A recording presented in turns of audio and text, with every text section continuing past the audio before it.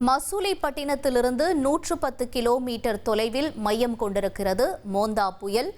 கூடுதல் விவரங்களோடு செய்தியாளர் தாயுமானவன் இணைகிறார். தாயுமானவன், தொடர்ந்து இந்த புயல் எப்ப கரையை கடக்கும்னு எதிர்பார்க்கப்படுது?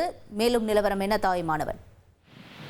மோந்தா புயலானது இன்று காலை தீவிர புயலாக வலுப்பெற்ற ஒரு சூழல தற்போது வடமேற்கு திசையை நோக்கி மெல்ல இந்த புயலானது நகர்ந்து வருகிறது. சுமார் மணிக்கு 10 கிலோமீட்டர் வேகத்துல இந்த புயலுடைய நகர்வின் வேகம் என்பது இருந்து வருகிறது.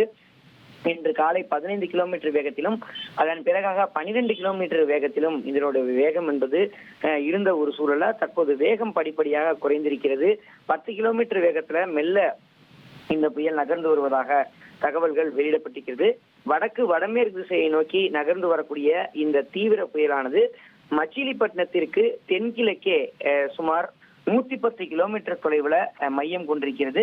அது மட்டும் அல்லாம காக்கிநாடாவில் இருந்து இந்த புயலானது தென்கிழக்கு திசையில சுமார் 190 கிலோமீட்டர் தொலைவில் மையம் கொண்டிருப்பதாக தகவல்கள் வெளியிடப்பட்டிருக்கிறது. குறிப்பா இன்று மாலை அல்லது இரவு நேரத்துல தீவிர புயலாக ஆந்திர மாநில கடற்கரை பகுதியை நோக்கி மெல்ல நகர்ந்து கரையை கடக்கக்கூடும் என வானிலை ஆய்வு மையத்தின் தரப்புல தகவல் வெளியிடப்பட்டிருக்கிறது. மச்சிலிப்பட்டினம் கலிங்கப்பட்டினத்திற்கு இடையே இந்த புயல் கரையை கடக்கும் என கணிக்கப்பட்டிருக்கிறது. கரையை கடக்கும் போது 90 முதல் 100 கிலோமீட்டர் வேகத்தில் கரையை கடக்கும் என இந்திய வானிலை ஆய்வு மையம் தகவலை வெளியிட்டிருக்கிறது.